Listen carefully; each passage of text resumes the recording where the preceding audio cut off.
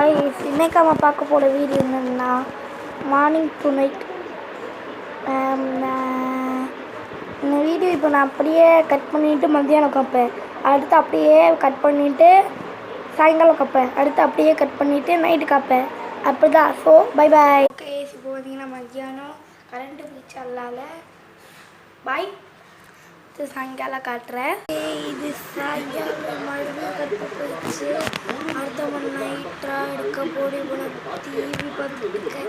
Morning மத்தியானம் அடுத்த டே கூட ஃபினிஷ்டாக போட நினைக்கிறேன். ஃபினிஷ்டாக. சரி பாய்.